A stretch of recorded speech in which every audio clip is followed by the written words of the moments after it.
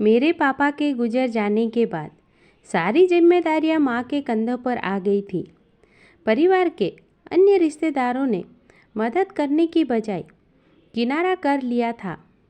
हालांकि अर्शी की शादी की चिंता माँ को नहीं थी, लेकिन मेरे चचेरे भाई के दामाद को आकाश को बहुत हो रही थी। एक दिन आकाश ने माँ को फ़ोन करके बताया कि उन्होंने अर्शी के लिए एक लड़का देख लिया है। आकाश ने माँ को लड़का और घर देखने के लिए बुलाया। माँ जब लड़के के घर पहुँची तो वह देखकर दंग रह गई। घर तक जाने का रास्ता खेतों के बीच में एक पतली मेड़ से जाता था, जिस पर कई बार गिरते गिरते बची।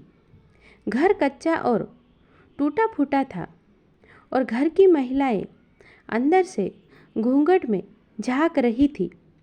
लड़का बदसूरत काला था और न नहीं बोलने की तमीज़ थी, उसमें न ही कोई शिष्टाचार। माँ ने लड़के से पूछा कि वह क्या करता है, तो उसने बताया कि वह पॉलिटेक्निक कॉलेज के प्रथम वर्ष में पढ़ रहा है। माँ ने थोड़ी देर में वापस जाने का फैसला किया और आकाश भी उसके साथ उठकर चल दिए। कुछ दिन बाद आकाश ने माँ से कहा कि रिश्ता पक्का कर लीजिए और जल्दी ही सगाई कर लीजिए। माँ ने जवाब दिया कि अभी अर्शी की पढ़ाई पूरी नहीं हुई है। आकाश ने जोर देकर कहा कि लड़की को पढ़ाई लिखाई के बाद नौकरी नहीं करनी है, उसे तो शादी के बाद गांव में चूल्हा चौका करना है और बच्चे पालने हैं। तो मेरी माँ का पारा गर्म हो गया और वह क्रोधित होकर बोली, एक तो लड़के की शकल सूरत और तहजीब नहीं है, ऊपर से आपने मुझसे झूठ बोला कि वह इंजीनियरिंग कॉलेज में है। आपके कई एहसान हम पर है, पर इसका मतलब यह नहीं है कि मैं अपनी बेटी को भाड़ में झोंक दूँ। आपको पता है, अर्शी दिल्ली यूनिवर्सिटी में पढ़ रही है। उसके पापा नहीं है तो क्या हुआ, उसकी माँ अभी जिंदा है। आकाश भी गर्म होकर बोला, देखता हूँ कौन शादी करता है।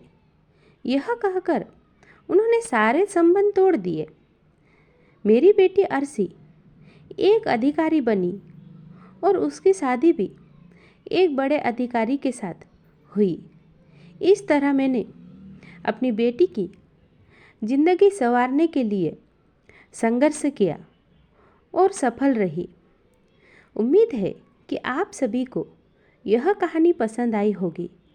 तो प्लीज़ आप अपना प्यारा सा कमेंट बॉक्स में लिखकर ज़रूर बताएगा और साथ साथ हमारे चैनल को भी सब्सक्राइब ज़रूर कर दीजिएगा। धन्यवाद। कल फिर मुलाकात होगी ऐसी ही एक और कहानी के साथ। तब तक आप सभी अपना ध्यान रखिए, स्वस्थ रहिए, मस्त रहिए और कहानी को देखते रहिए। धन्यवाद।